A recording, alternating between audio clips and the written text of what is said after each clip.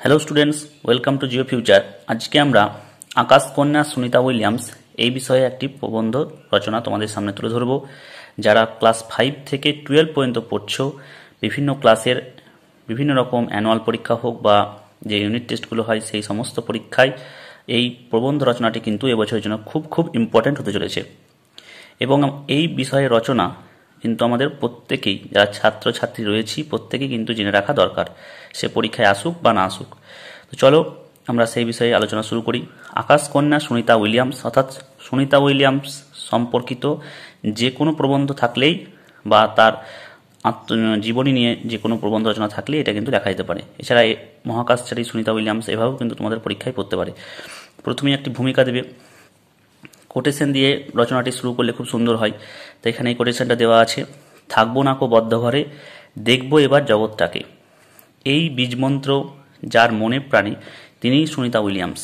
Sunita Williams হলেন একজন ভারতীয় মার্কিন মহাকাশচারী। আন্তর্জাতিক মহাকাশ স্টেশনের বা ইন্টারন্যাশনাল স্পেস স্টেশন বা ISS এর কমান্ডার, অবসরপ্রাপ্ত মার্কিন নৌবাহিনীর কর্মকর্তা এবং সর্বাধিক অভিজ্ঞতা সম্পন্ন মহাকাশচারীদের মধ্যে একজন। এর পরের পয়েন্ট, জন্ম ও বংশ পরিচয়। সুনিতা উইলিয়ামস মার্কিন যুক্তরাষ্ট্রে ওহিওর ইউক্লিডে 1965 সালের 19শে সেপ্টেম্বর জন্মগ্রহণ করেন, অর্থাৎ বর্তমানে তার বয়স 59 বছর। তার পিতা দীপক পান্ডে ভারতের গুজরাটের অধিবাসী এবং কর্মসূত্রে ভারতীয় আমেরিকান স্নায়ুতন্ত্রবিদ। তার মাতা বা মা বনি পান্ডে। সুনিতার স্বামীর নাম হচ্ছে মাইকেল জে উইলিয়ামস। বিবাহের পর স্বামীর পদবি গ্রহণ করে তিনি সুনিতা পান্ডে থেকে সুনিতা উইলিয়ামস হয়েছেন। নেক্সট পয়েন্ট হচ্ছে তার শিক্ষা জীবন নিয়ে। তিনি 1983 সালে নিডহাম হাই স্কুল থেকে স্নাতক হন।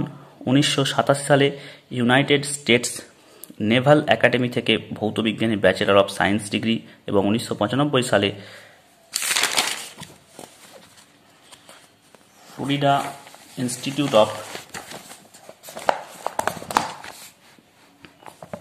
ইনস্টিটিউট অফ টেকনোলজি থেকে ইঞ্জিনিয়ারিং ম্যানেজমেন্টে তিনি স্নাতকোত্তর ডিগ্রি লাভ করেন।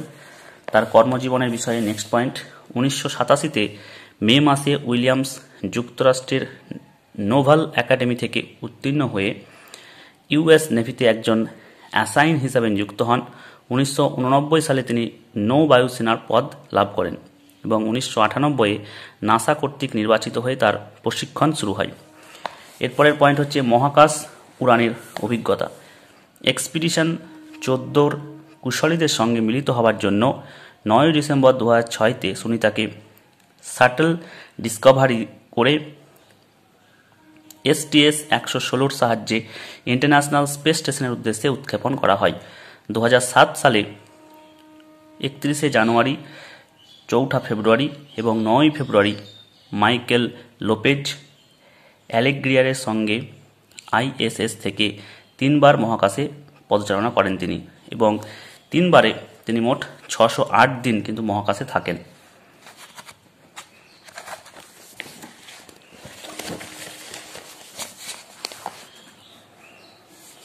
তিনি 4র্থ স্থানে রয়েছেন এবং মহিলাদের মধ্যে প্রথম, অর্থাৎ এই মহাকাশে থাকার বিষয়ে। তিনি 9টি স্পেস ওয়াক করেছেন। 2025 সালের 30 জানুয়ারি একটি ইতিহাস সৃষ্টি করেছেন। 62 ঘন্টা 6 মিনিট ধরে পেগি হুইটসনের মহাকাশে হাঁটার রেকর্ড অতিক্রম করে 2024-এর জুন মাসে স্পেসে গিয়ে দীর্ঘ 9 মাস পরে ফিরেছেন পৃথিবীতে। ফলে মহিলা হিসাবে সর্বোচ্চ দিন স্পেসে থাকার রেকর্ডও করেছেন তিনি। পুরস্কার সম্মাননা,